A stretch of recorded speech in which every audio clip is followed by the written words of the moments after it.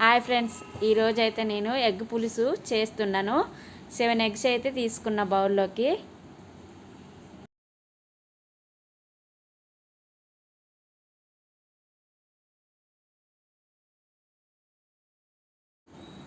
Eggs boil చేయడానికి అయితే water తీసుకుంటున్నా.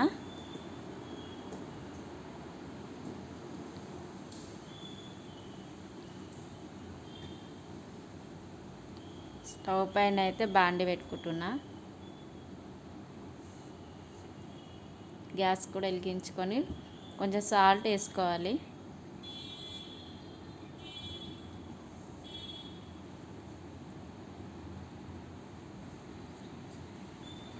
మూత పెట్టుకోవాలి. ముందుగా స్టవ్ వెలిగించుకొని కడాయి పెట్టుకోవాలి. 1 టేబుల్ స్పూన్ అయితే ఆయిల్ వేయాలి. మసాలాలు వేసుకోవాలి. కట్ చేసుకున్న ఆనియన్స్ ముక్కలు,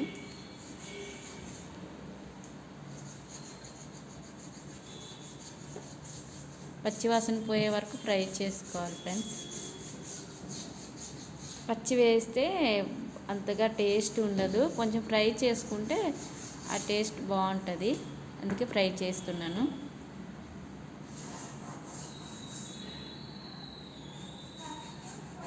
ఫ్రై అయిపోయినాయి ఫ్రెండ్స్.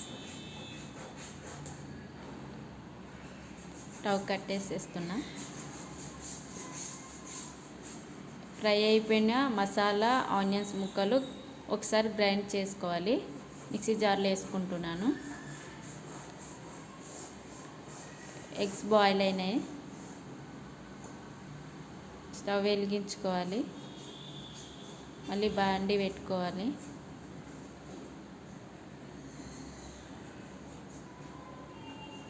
3 టేబుల్ స్పూన్ అయితే ఆయిల్ వేసుకోవాలి.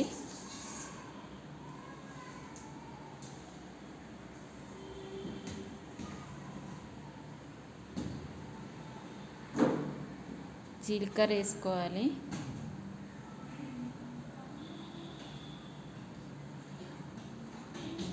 జీలకర్ర చాలా మంచిది ఒంటికి. ఆవాలు,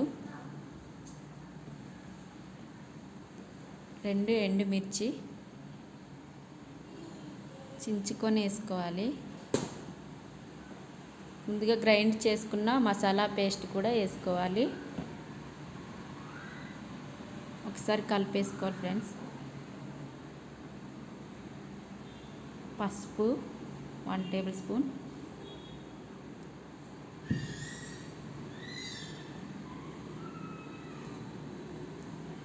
కారం 3 టేబుల్ స్పూన్ అయితే వేసుకోవాలి.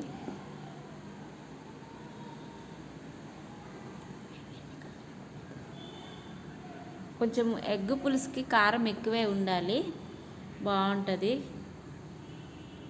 ఎందుకంటే చింతపండు వేస్తాం కదా ఫ్రెండ్స్, పులుపుకి కారం ఉంటే చాలా బాగుంటుంది. ఒకసారి ఇలా కలుపుకోవాలి మసాలా అంతా. ముందుగా నానబెట్టుకున్న చింతపండు పులుసు ఫ్రెండ్స్, ఇది కూడా వేసుకోవాలి. మసాలా ఎగిపోయింది కదా ఫ్రెండ్స్, అందులో చింతపండు పులుసు అయితే వేస్తాను. ఒక్కసారి కలిపేయాలి. ముందుగా బాయిల్ చేసిన ఎగ్స్ ఇవి ఘాట్లు పెట్టుకోవాలి. ఎందుకంటే లోపలికి చింతపండు చారు లోపలికి వెళ్ళి కొంచెం టేస్ట్ అనేది బాగుంటుంది, ఎగ్స్కి పడుతుంది.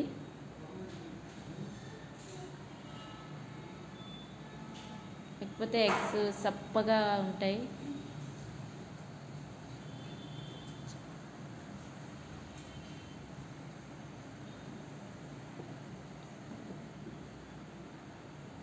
ఇలా కలుపుకోవాలి.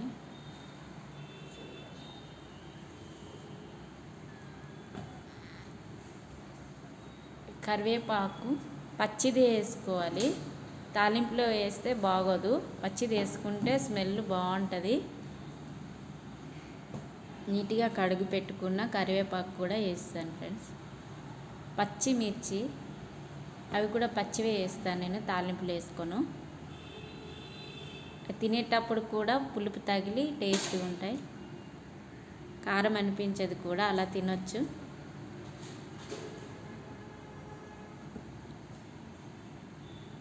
తగినంత సాల్ట్,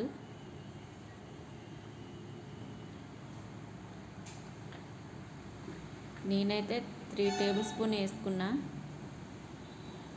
ఒకసారి చెక్ చేసుకొని మళ్ళీ మీరు వేసుకోవచ్చు. ఒకసారి కలుపుకొని మూత పెట్టేయాలి ఫ్రెండ్స్.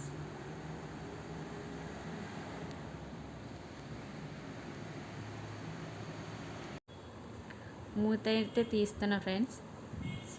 ఒక 4 మినిట్స్ అయితే పెట్టుకోవాలి. కుక్ అయితే అయిపోయినాయి.